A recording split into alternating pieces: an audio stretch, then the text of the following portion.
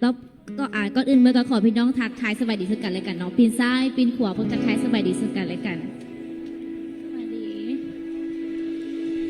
ข้าพเจ้ามีพระคัมภีร์ที่มาหนุนใจพี่น้องในเช้าวันนี้อยู่ในพระคัมภีร์โลมบท15ข้อ9หาข้อ11ทรงกล่าวว่าและเพื่อให้คนต่างชาติได้สรรเสริญพระเจ้าเพราะความเมตตาของพระองค์ตามที่มีเขียนไว้ในพระคัมภีร์ว่าพอด้วยเหตุนี้ข้าน้อยจึงสรรเสริญพระองค์ในทำกลางคนต่างชาติทั้งหลายข้าน้อยจะขับห้องบทเพลงย่องย้อนสรรเสริญถวายแก่พระนามของพระองค์และตามที่มีเขียนไว้ในพระคัมภีร์อีกว่าภาษาชาติทับปวงเอ๋ยจงสมซื่นยินดีด้วยกันกับภัยพ้นของพระองค์และยังมีคำเขียนไว้อีกว่าภาษาชาติทั้งปวงเอ๋ยจงย่องย้อนสรรเสริญพระองค์องค์ผู้เป็นเจ้าคนทุกชนชาติทุกภาษาเอ๋ยจงเข้ามาและนมัสการพระองค์เถิดขอช่วยมองทุกคนลุกยืนขึ้นและนมัสการพระเจ้าด้วยบทเพลงรวมกัน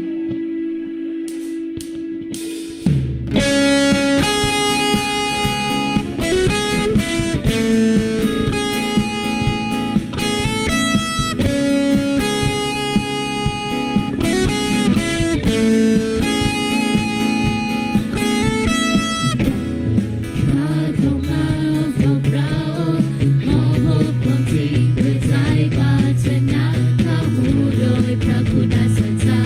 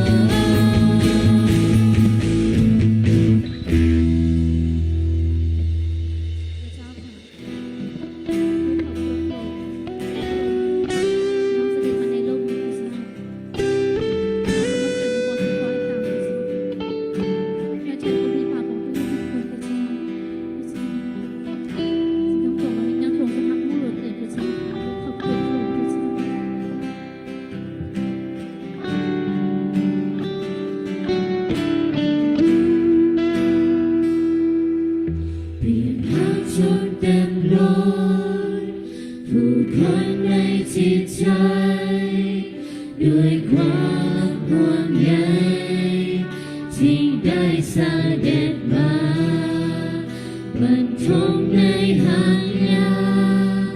ทรงนามว่าเยซูผู้คนควรรู้ว่าทรงเป็นผู้ใด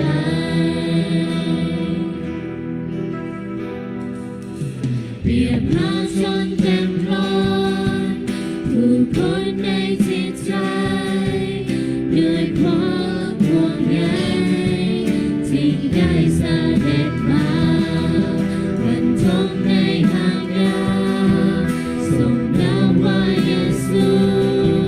ผู้คนควรรู้ว่าทรงเป็นผู้ใดนี่คือข่าวสำคัญที่สุดในหัวใจพระผู้ใจไร้ค่าอยู่กับเราเพียงความทรงพื้นมนด้วยแรงแสงสว่างแห่งความรักคุณและเมตตาที่เมืองเบธเลเฮมที่เคยเงียบเหงาผู้คนโศกเศร้าบ่มีที่พึ่งพา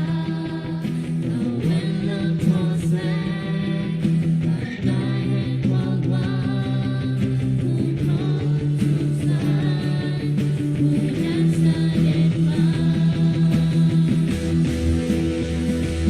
นี่คือข่าวสำคัญที่สุดในหัวใจถ้าผู้ใจได้มาอยู่กับเราเพียงความเศร้าเมื่อมองด้วยแรงแสงสว่างแห่งความรักคุณและเมตตา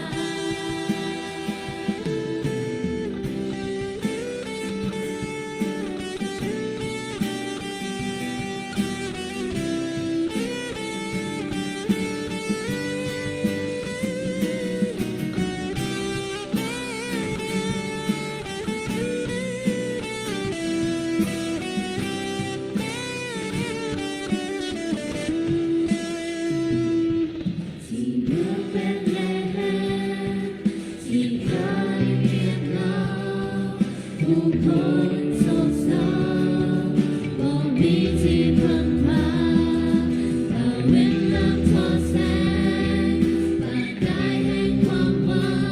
งผู้คนสุขสันต์ผู้นั้นเสด็จมา นี่คือข่าวสำคัญที่สุดในหัวใจพระผู้ใจไร้ค่าอยู่กับเรา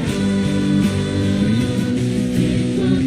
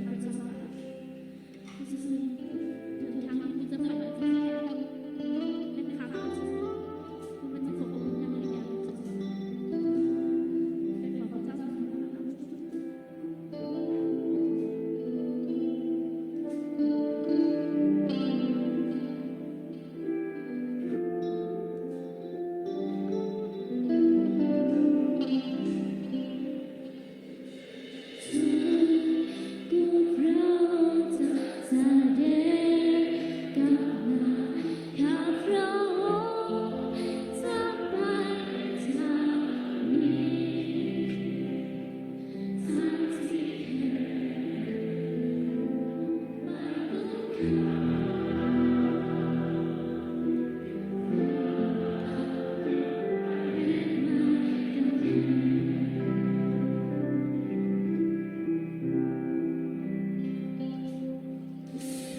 วยพวกเราจะเสด็จกลับมาถ้าพระองค์จะไปทางนี้ทางที่เป็นประตูข้าตามไปแบกไปกันแค่ทา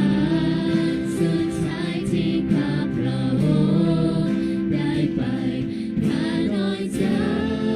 ได้เห็นภาพพักเราองค์พระสิริพระองค์เจ้า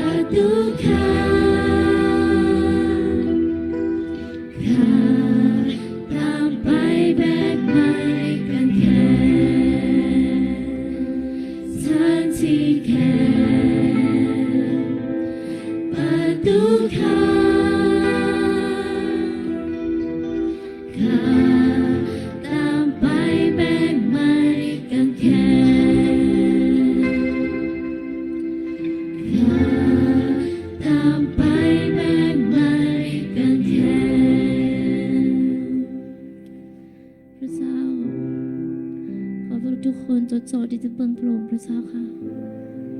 รอคอยถาพระองค์จนกว่ามือพระองค์ที่จะเสด็จมาอีกครั้งเพื่อหาว่าพวกเราอยู่กับพระองค์พระเจ้าพระเจ้าค่ะซึ่งเป็นบอนยุทธที่ถาวรพระเจ้าเป็นบอนที่บ่มีความเจ็บไข้ได้ป่วยบ่มีความโศกเศร้าเสียใจบ่มีเสียงร้องไห้แต่จะมีการสุนยินดีอยู่ตลอดเวลาพระเจ้าลูกขอบคุณพระองค์พระเจ้าค่ะลูกว่ากันติดตามพระองค์ไปมันบ่แม่นสิ่งที่ง่ายพระเจ้าไม่เป็นทางที่แค่และครับพระเจ้าได้มีการทดลองหลายๆอย่างพระเจ้าแต่ขอพระเจ้าทรงช่วยบุรุษทุกๆคนพระเจ้าให้พระลูกปักตาเบิ่งที่พระองค์ให้พระลูกเป็นส่วนหนึ่งในการหับพลาของพระองค์เกิดขึ้นในกันมีส่วนในการแบ่งในการแข่งของพระองค์พระเจ้าเพื่อเราคอยถามเมื่อที่พระองค์จะเสด็จกลับมาอีกครั้งพระเจ้าค่ะลูกรู้ว่าพระเจ้าทรงหาพวกเราเหลือเกินพระเจ้าลูกขอบคุณพระองค์พระเจ้าค่ะดังนั้นเราจะขอมอบกันนมัสการในเช้าวันนี้และตลอดทั้งวันในพระนามพระนามสื่อของพระเยซูคริสต์เจ้าอาเมน